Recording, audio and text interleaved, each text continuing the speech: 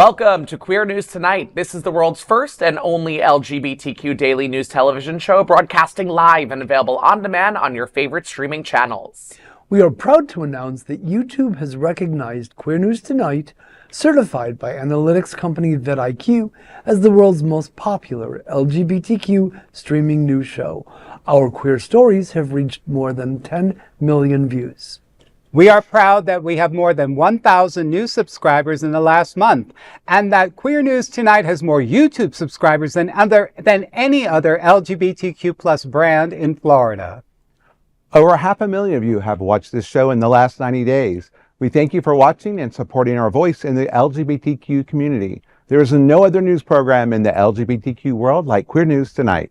It is Monday, March 31st. We are live and literally out of the closet and into the headlines. So many of your important stories we'll tell this evening on Queer News Tonight. And before we begin, we wish every trans community member a proud and loud Trans Day of Visibility.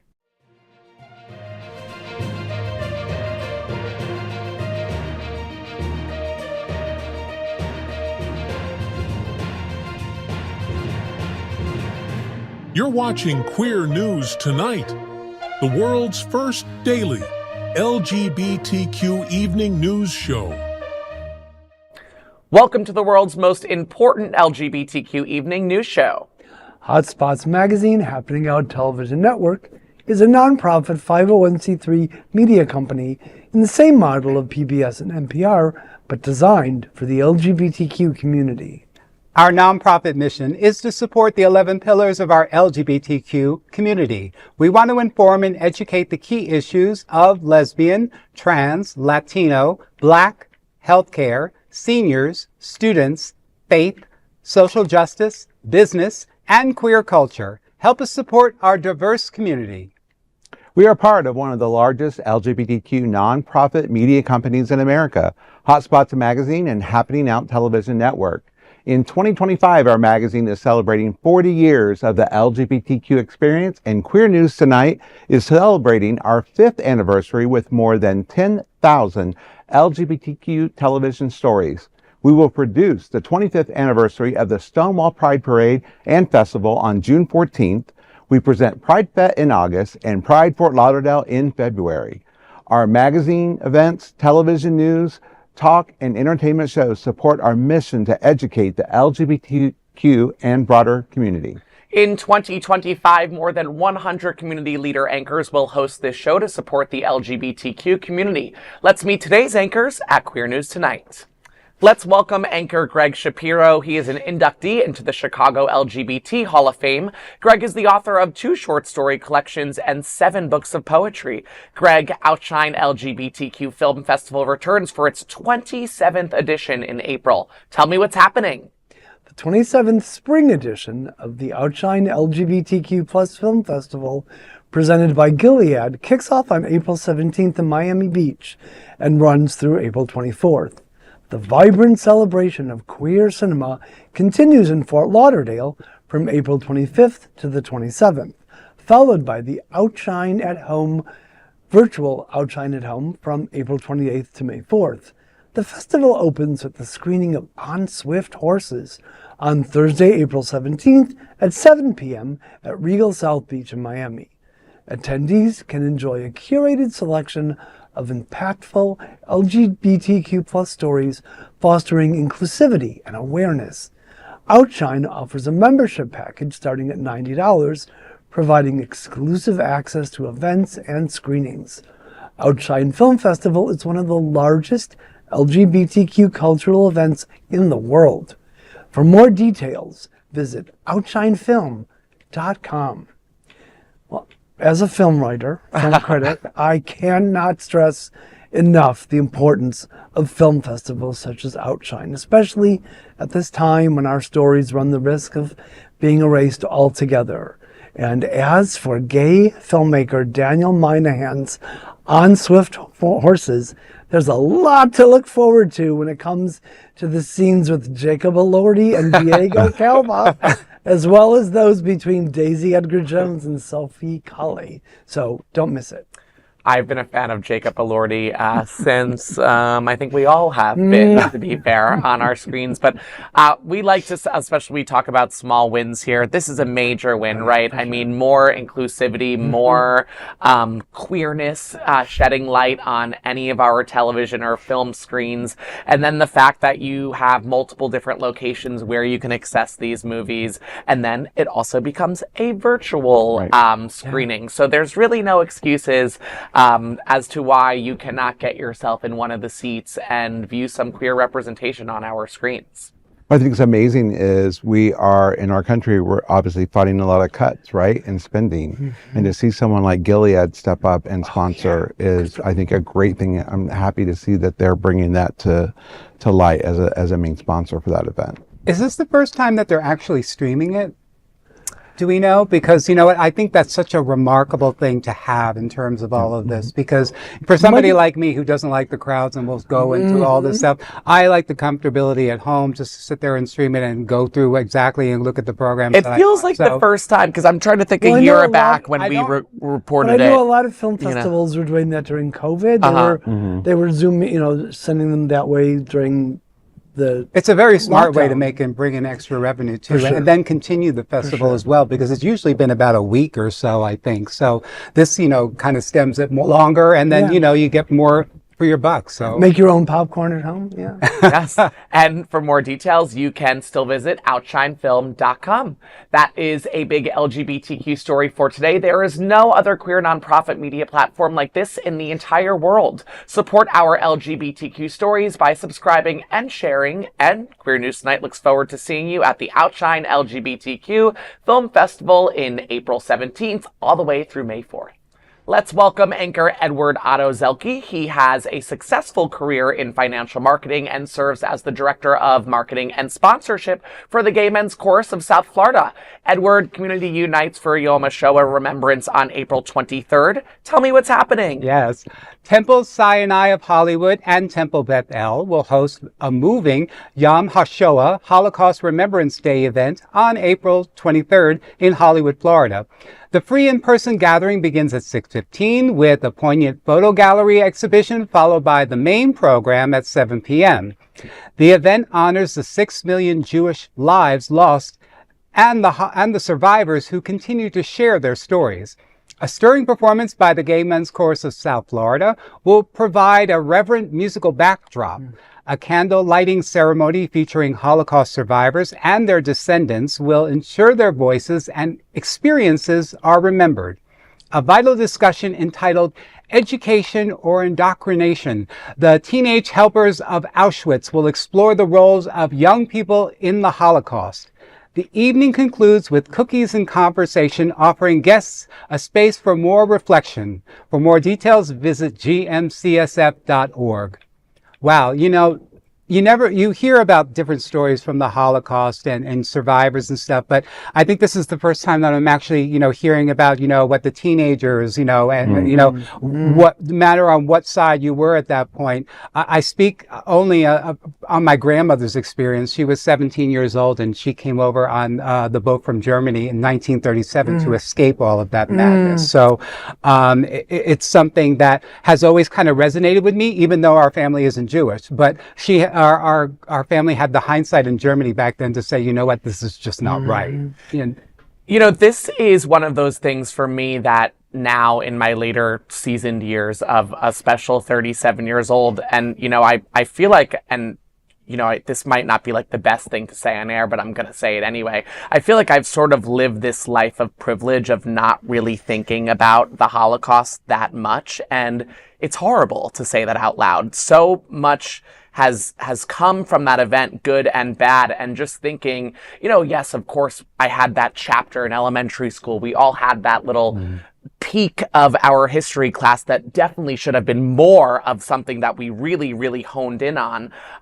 But I'm excited, for lack of a better term, to learn and educate myself more than I ever have in my life, simply from an event like this. So, go ahead. But so much of our history is being erased. Right. And I think something like this gives us a great remembrance and visibility and in a different light that people may not have seen it. And I think that's a great It's a great especially story. the LGBTQ plus voices Right. that were Right. there Right. as well, Right. because we definitely have to make sure that we're telling their stories as well. We had a segment about Outshine film festivals and stuff, so it's all of these vehicles are so important just to get the message out there for generations to come. When you go through experience like this, I equate this to like 9/11, and I was in New York that day when that happened, and so those memories are still with me and they carry with me.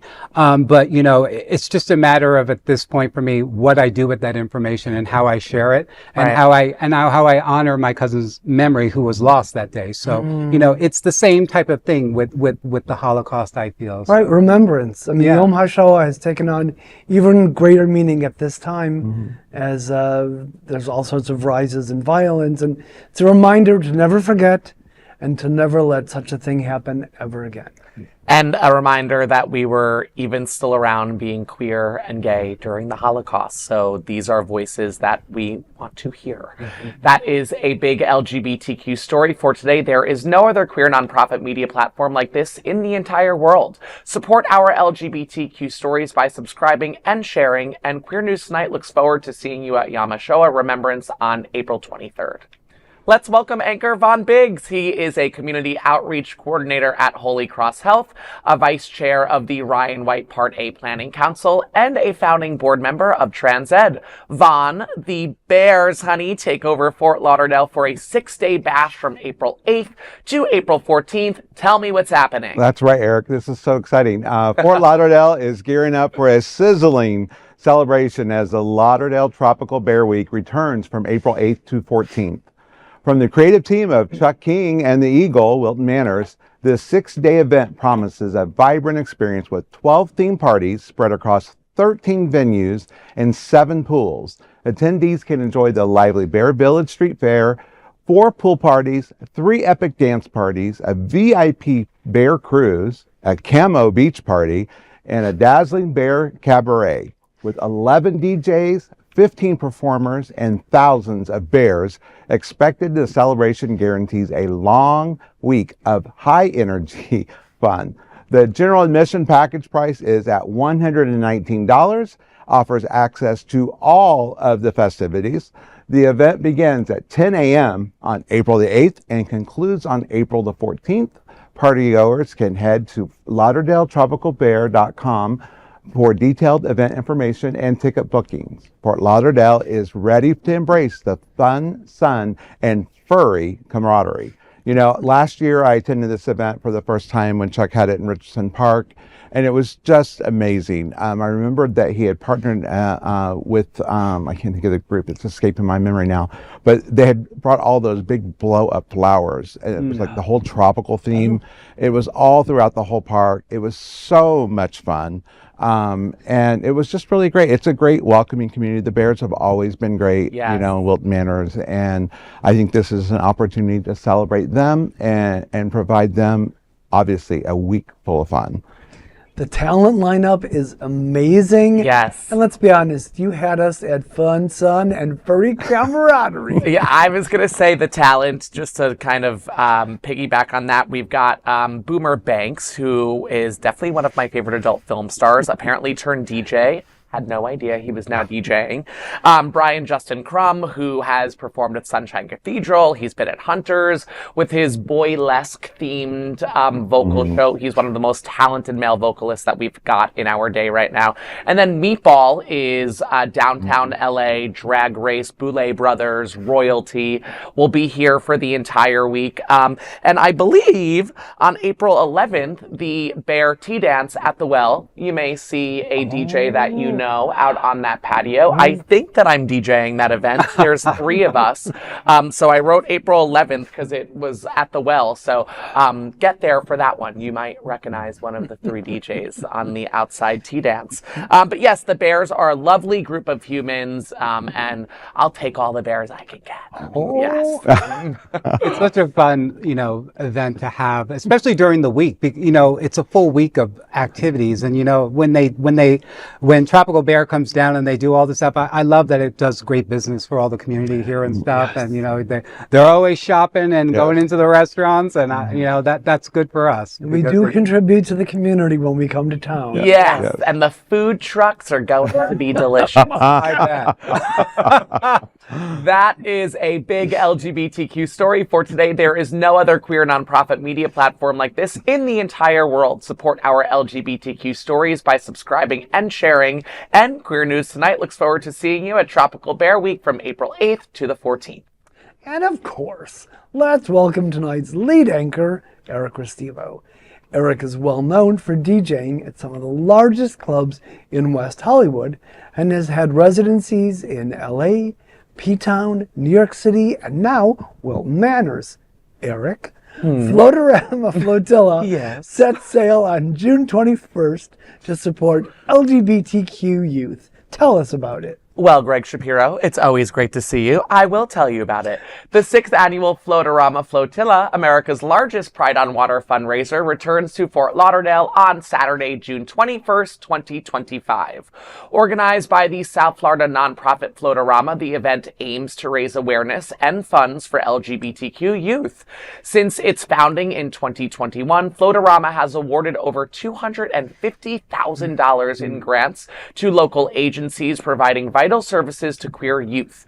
The event promises a unique celebration on water, blending fun with philanthropy to strengthen the Fort Lauderdale community.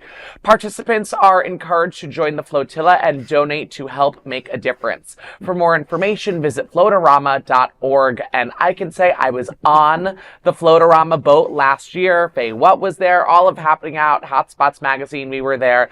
And every dollar goes to LGBTQ youth. I think that this is one of the most important organizations that we've got in South Florida, targeting LGBTQ plus youth. And listen, it's providing services and information to people who maybe can't even get online because their computer's being blocked by their parents because they don't agree with them being queer. So this is one of the most important agencies and organizations that we've got in South Florida. They'll be getting all my money, and I hope to be on the boat again this year. So. You know, we've had enough stories on this panel about our LGBTQ youth, you know, mental health and issues with them and the struggles that they've happened. So to see this continue to happen, we've had a lot of organizations that are really focusing and honing in on the youth, and that's just such a great thing to see. It's needed. I mean, it's such a wonderful organization just to come out of the pandemic, you know, as young as they were and still be such a force for LGBTQ plus youth and raising money as they do. Right. And their successful events that are happening. Well, and it was at the height of the pandemic too, right? When seriously, even those of us who were blessed with support and love within our homes were thinking, oh gosh, how am I going to make it through this? You know, so it was at a time that we needed it. Sure. Fantastic. That is a big LGBTQ story for today. There is no other queer nonprofit media platform like this in the entire world. Support our LGBTQ stories by subscribing and sharing. And Queer News Tonight looks forward to seeing you at FLoatarama Flotilla on June 21st. Now let's dive deep into this big LGBTQ story for today. I'm Eric Restivo, and let's queer up South Florida and Florida. Miami Beach Pride 2025, a celebration of unity and pride, is here. Miami Beach Pride 2025 is in full swing, celebrating its 17th year with a vibrant lineup of events, performances, and immersive experiences. Running from today through April 6th, this year's theme is Embrace Your Journey. The event has transformed the city into an Alice in Wonderland-inspired world where attendees can explore their paths in an inclusive space, celebrating individuality, unity, and self-expression. The festivities kicked off with the Progress Pride flag raising ceremony at Miami Beach City Hall on March 27th, a powerful symbol of unity and inclusion. Later, the Pride Lights the Night Flip the Switch event at Soundscape Park illuminated the city with vibrant colors, setting the tone for the celebration. On March 28th, the lineup included experiences like In the Wild. On March 29th, Pride Park hosted a family picnic filled with free activities, food trucks, and a farmer's market, delicious, alongside a heartwarming dog adoption event. The Queer Art Showcase was held at Moxie Hotel today, marking the 5th anniversary of highlighting local LGBTQ artists. In the coming days, high-energy performances will dominate the Miami Beach Pride Festival on April 5th and 6th at Loomis Park. Grand Marshal RuPaul Drag Race royalty Sasha Colby will lead the iconic Pride Parade on April 6th and deliver a dazzling main stage performance. Other acts include Kaisa, Daya, Alyssa Edwards, Jules Sparkers, Eliad Cohen, Crystal Waters, and many more. New this year is the Calming Pavilion, where attendees can slow down and engage with queer elders who have championed LGBTQ rights for decades. Miami Beach Pride remains dedicated to accessibility, keeping most events free for all. And for a full schedule and update, visit miamibeachpride.com. Listen, we were just talking about how Miami is just, they keep kicking it up, honey. Really honing in on making sure that the entire festival is accessible to all.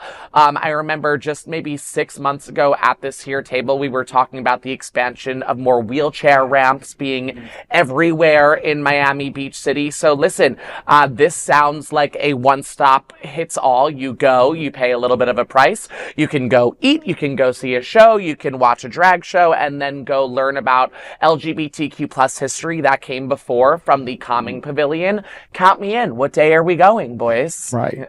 I'm looking, one, I have to say, whoever did the marketing for these flyers and the theme this year, I'm here for it. I loved every one of those. The mirrors, the way they looked at them, I was like, that's a great.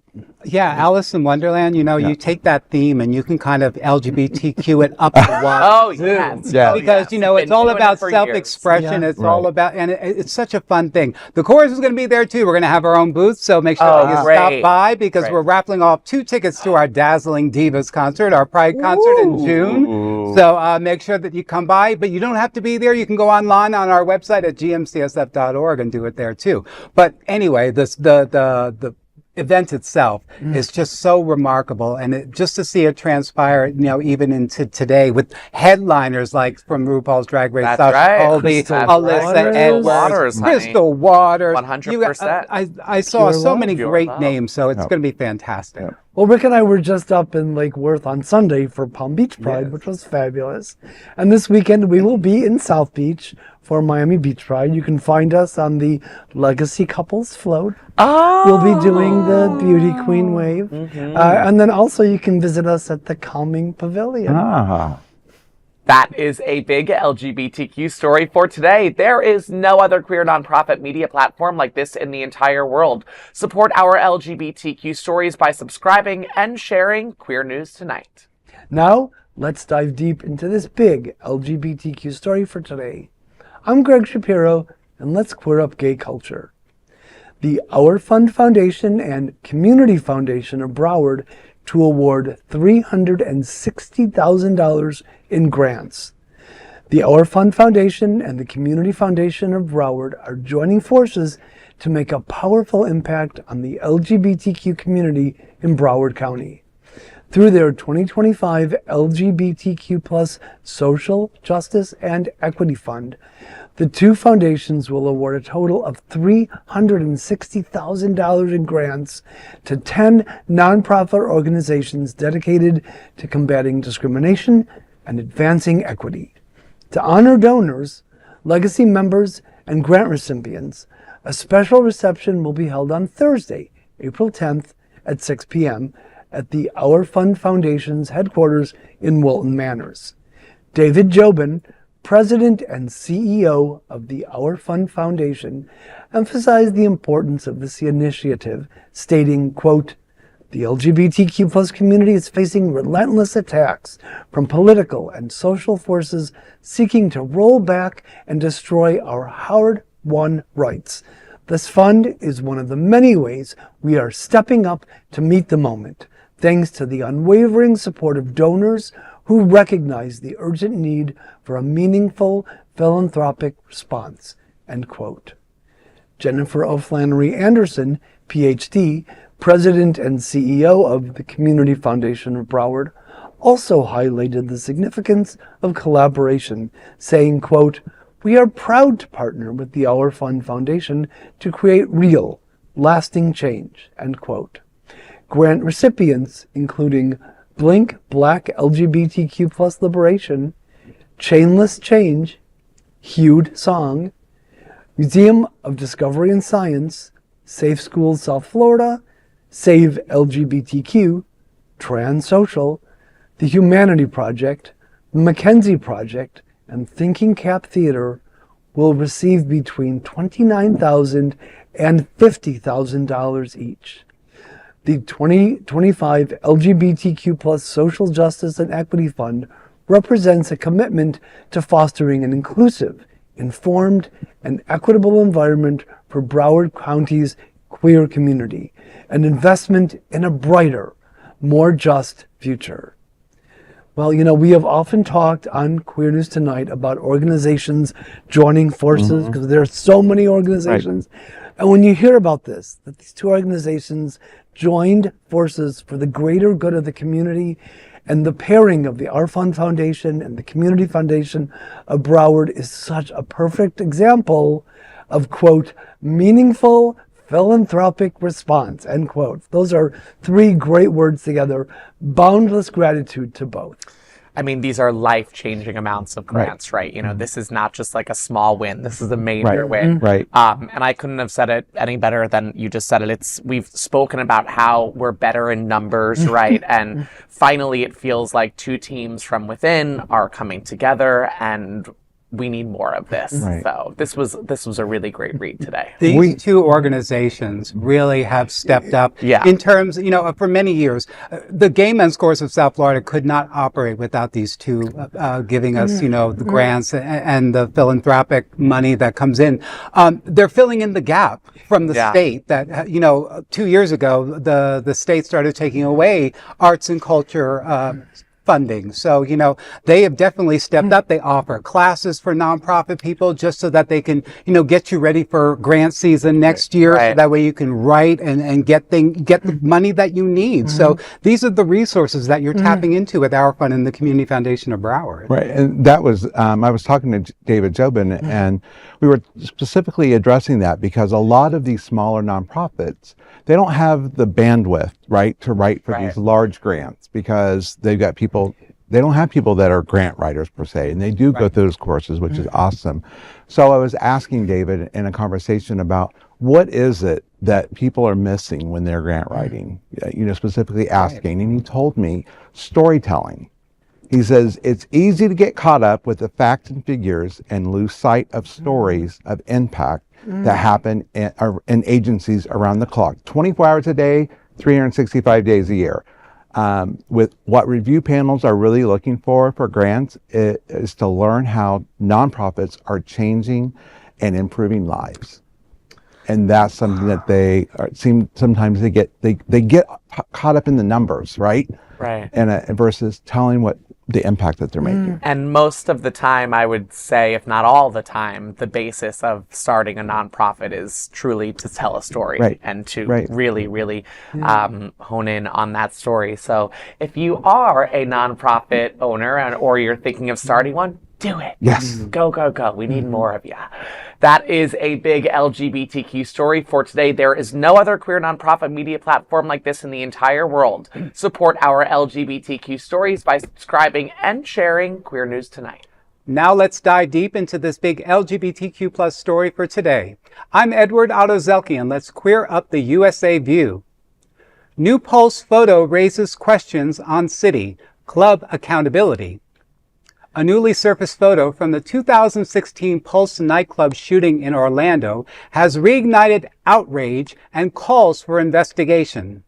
The image shared by Zach Blair's of Victims First shows a refrigerator blocking an exit door from one of Pulse's kitchenette areas.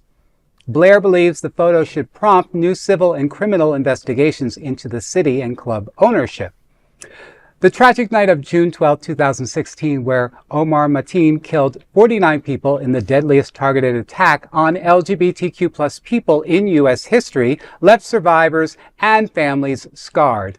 The new image confirms text messages sent by Orlando Fire Marshal Tammy Hughes shortly after the shooting, where she described the club owner blocking an exit with a Coke machine. Survivor Jose Diaz Ubiles previously recounted how he and Luis Omar Ocasio Capo were trapped in the room shown, unable to move the refrigerator to escape. Carmen, Capo's mother, believes her son could have been saved if the exit had been clear. Chris Hansen, another survivor, condemned the city's delayed release of the evidence, saying survivors and families were left in the dark about the full extent of what happened. Orlando Torres, trapped in a bathroom for hours, called it an unfortunate and illegal, that blocked exits may have cost lives. Orlando State Attorney Monique Worrell has promised a fresh review to determine if additional investigations are warranted. However, Orlando City Commissioner Patty Sheehan, who once raised concerns about the club's safety, acknowledged the past investigations determined the shooter was solely responsible. The city defended withholding photos due to Florida's laws prohibiting the release of images showing victims' bodies, but Blair dismissed this justification, noting other graphic photos were previously accessible. The group, Pulse Families and Survivors for Justice, is demanding a comprehensive investigation into code violations and unpermitted renovations at Pulse. The resistance of survivors and the push for truth ensures that lessons are learned and no lives are lost in vain. This is a very sensitive subject. Yeah. As we all know, the Pulse nightclub shooting, it will be 10 years next year. Yeah. It's actually inspiring our course to even maybe possibly do a concert around that. And I had the fortunate to meet Brandon Wolf, who is the HRC press secretary and also a nightclub survivor from Pulse as well. There's always when you're looking at a situation like this where a tragedy has happened, you're always looking for, either what could have been done, what should have been done, who's to blame, who's not to blame. For victims, it's very important to know all the facts. Mm-hmm. As someone who has gone through a lot of tragedy himself, having that information is comforting. It's hard when you get it in spurts. You have things like, for instance, shootings of presidents, and you don't hear about certain facts until years later. And it's really aggravating for those who are personally affected by it because, you want to have all of that. So when you see photos, and I saw the photo online with the refrigerator in front of the door, it's negligent. I mean, plain and simple, you just don't block an exit. Right. But, we just don't know all of the facts. You don't know why it was there. You don't know why the club owners put it there. And yes, it could have been an escape route. But, it's a very sensitive subject. And I want to pay respects to people that were lost that day too. And, and every voice is counted for in this. So, I think for me, the city commissioner who had previously stated that the fault was solely on the shooter, that says a lot for me. Sure.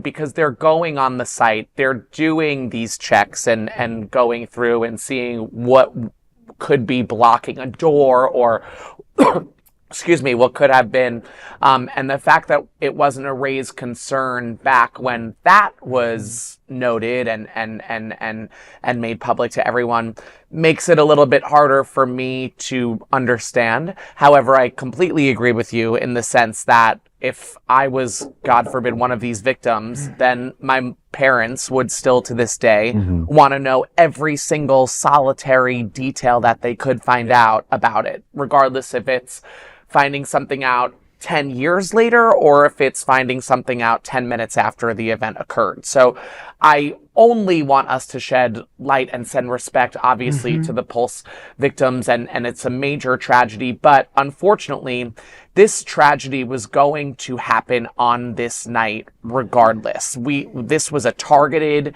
and very prominent and planned and thought out attack on our community. So I don't think the fridge would have changed much. That's just what I'm saying. Well, let's just hope for the sake of all these people we've mentioned that if there are guilty parties, that they are held accountable. That's right. I also hope that this will inspire other businesses to take a closer look at their properties to Right. make sure there is easy access to all access. Stay up to date on your code. Really and all of important. those There's things. a reason Right. for all of that. That's course, right. of And course. you're That's right. seeing that here, and that's Yeah. why, with stories like this, you bring it to light. It's a minor fact, but it's an important fact because you have to take that into consideration, and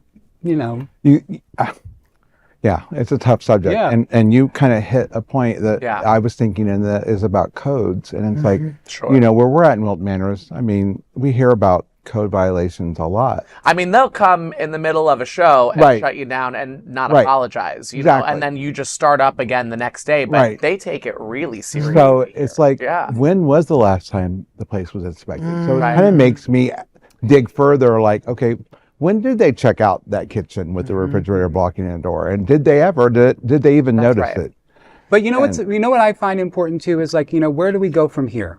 And it's kind of like, there was a I think there was at some point they were trying to raise money to like, bring Pulse back or, to some sort of memorial and stuff. So I'm hoping that maybe these conversations and maybe the 10th anniversary coming up too, that, maybe it will inspire a positive change from all of this. I think the positive take from all of it is, where do we go from here, is that it's 10 years ago and we're still talking about it like it was yesterday. We're still bringing awareness to this horrible event that, in turn we learned a lot from, right?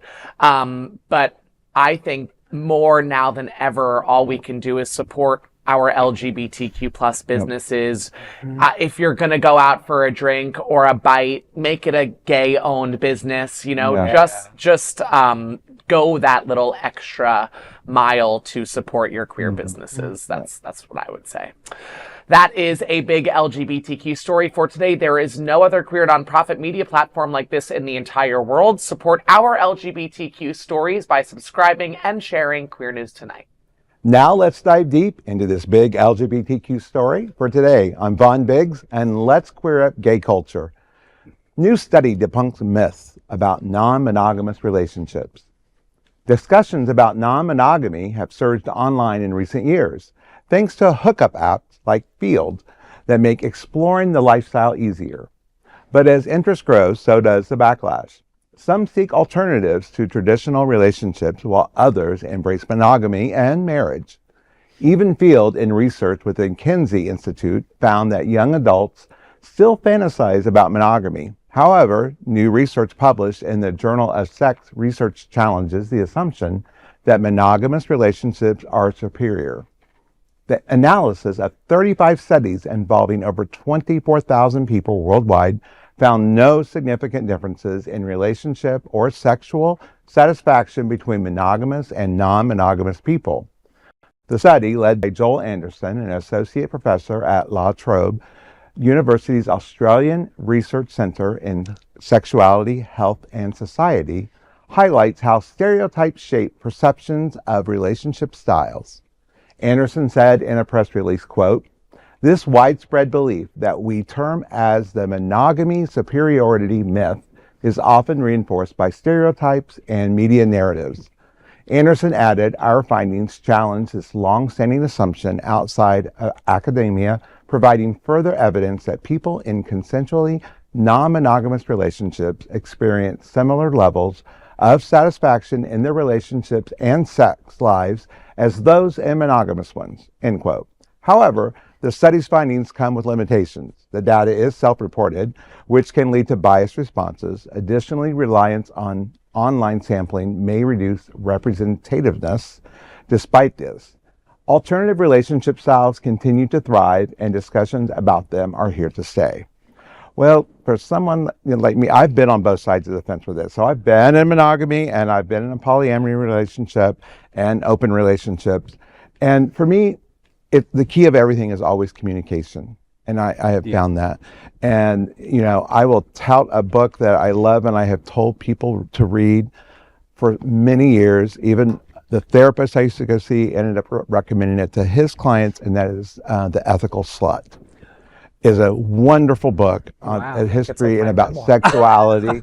It's all about sexuality and about understanding the desires of sex versus intimacy and and how that plays with communication and relationships. And it's fascinating. And so I see this happening, but I think there's some misconception that, especially the LGBTQ world, that we're far more promiscuous and we have, more non-monogamous relationships than the other, but that's really not true. It was such a stigma, back when I was growing up in the 80s. My parents got divorced over an affair. And so, if I think to myself, if my father just had some on the side, he could have still been with my mother possibly. I don't know. That's the 80s. Who knows? The 80s dramatized all of affairs and stuff, right? I used to watch all the soap operas from Dynasty to Dallas, and God forbid you got caught or something like that. So, growing up as a kid, it was always put in with me. It was just like, you get married and you have children, whatever. But I decided to be gay, so we're happy you did. And, I as my mother told me on my birthday, she says she's giving me more money because I'm single and have no children. And I said, I'll take it. Yeah, exactly. But I think it's just it's a wonderful. Go ahead. I'm sorry. Well, to say, as a serial monogamist, I often joke that I have barely enough bandwidth for one person, let alone multiple partners. But good on those who have been able to make that work for them. Bravo. I think it's the beauty of, not just LGBTQ plus relationships, but even heterosexual relationships, is that it's case by case, and that as long as you and whomever is involved in your relationship are on the same page or pages, if it's multiple pages, and you're all communicating like adults, I'm happy for everyone. But I am also a serial monogamist. I met my husband at 21. I'm 37 now. I've really only been with a few other people outside of him. So I can't stress other than it's case by case. And I think studies like this are silly. That's just my opinion. And biased. But they mentioned that. So we're okay. They did say that this was, more self-reporting. Biased and self-reported. Right. Yeah. That I think that is actually the name of my memoir. Self-reported. Self-reported. Yes. That is a big and interesting LGBTQ story for today. There is no other queer nonprofit media platform like this in the entire world. Support our LGBTQ stories by subscribing and sharing Queer News Tonight. Now let's dive deep into this big LGBTQ story for today. I'm Eric Restivo, and let's queer up South Florida and Florida. Pride Skate Night brings fun and community spirit on April 3rd. Stonewall Pride Skate Nights are back at Extreme Action Park's Arena Roller Rink in Fort Lauderdale, Florida. These monthly evening events offer a lively, family-friendly atmosphere, complete with quad roller skates, the old school ones, theme nights, a live DJ, guest appearances, and drag queen performances. Each ticket sold contributes $5 to the Wilton Manors Entertainment Group, the creators of the Stonewall Parade and Festival. Stonewall events held in June draws over 25,000 attendees to Wilton Manors and celebrates local queer heroes, dignitaries, and organizations. General tickets are just $15 per person, including entrance, skate rental, and a $5 donation. For a more exclusive experience, VIP tickets are $25, featuring a skate rental, 2 drink tickets, honey, and a $5 donation. Extreme Action Park, WMEG, the City of Wilton Manors, and the Great Fort Lauderdale Gay and Lesbian Chamber of Commerce proudly sponsor this exciting event dedicated to fostering community spirit and support. Don't miss the next Stonewall Pride Skate Night on April 3rd. Visit extremeactionpark.com for more details. I've been to Extreme Action Park. There is literally something for everyone. I know that we're focusing on the skate arena for this story. So for $15, you don't get an alcoholic beverage. For another $10, you get 2. So go for the VIP experience. And anytime I've been to Extreme Action Park on a Pride night, it's always basically just venturing off of the Wilton Manors Drive to this skate arena where you see the same people. But the feeling of community is prominent and alive and well there. I adore Extreme Action Park. Well, I think I might have to dig out the elbow pads and the knee pads And the helmet. and the helmet and go for a roll.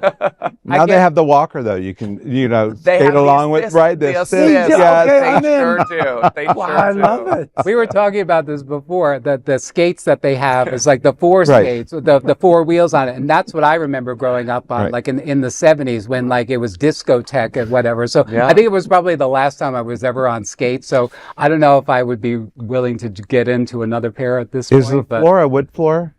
Yes. It is? Oh, Okay, yes. that's what I remember as a child was Yes, and it's the really wood shiny floor. now, Oh, really okay, shiny yeah. Mhm. and wood. And to be fair, I think they do some like disco tea dance Yeah. music. Anytime I've been there, the music's been really great. and some people really get into it. They have like a whole move routine and stuff when they're going around. I love it. And then some of them have light up skates. Yeah. Oh yeah, some of the videos that you see from that place are really great. Gays can skate, Yeah. honey. Yeah. Gays can. We can skate. do anything. Yes, we really can.